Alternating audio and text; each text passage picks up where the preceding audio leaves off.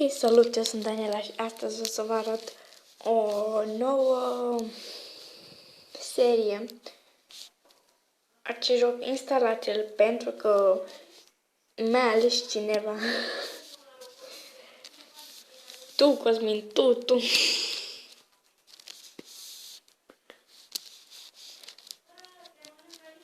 Oh my god.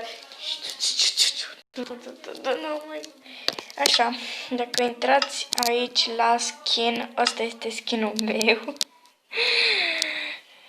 Așa, intră ăsta. Ăsta este numele meu, Murșa Daniela tu. Și astea sunt toate mapele mele pe care până acum am încercat și o să le să le fac. Și asta dacă pot să ies din joc, din Minecraft, din Doamne, ce-am eu cu din ăsta, din joc. Și o să fac o serie pe care nu știu dacă mulți din voi au făcut-o, dar nu o să vreau să fac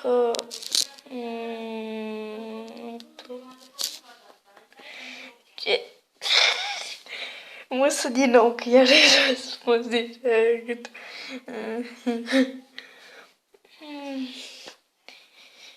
Hai că-i scriu ceva.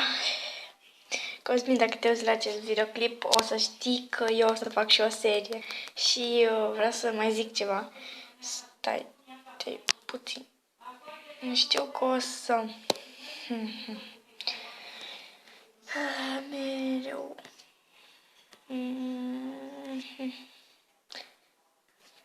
Hai că da. Da, bă, frate, hai odată. Da, fac.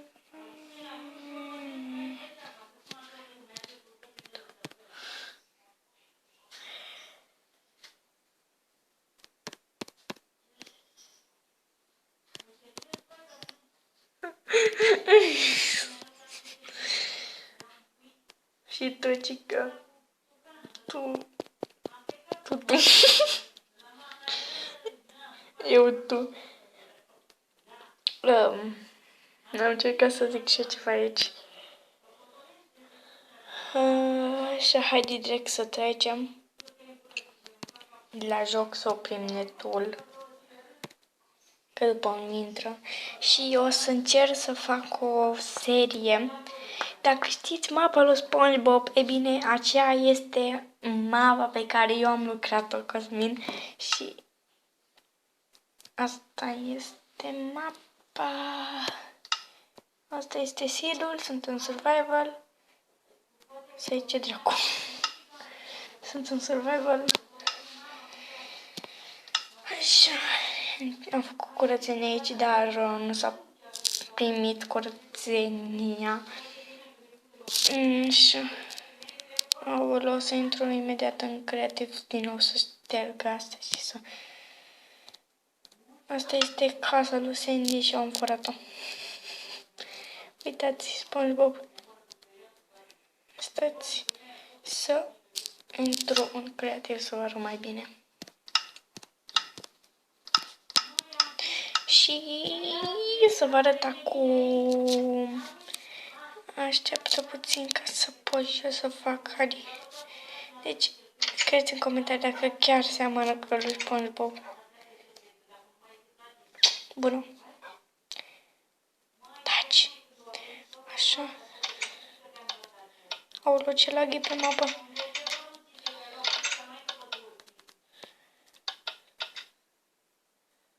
Seamănă?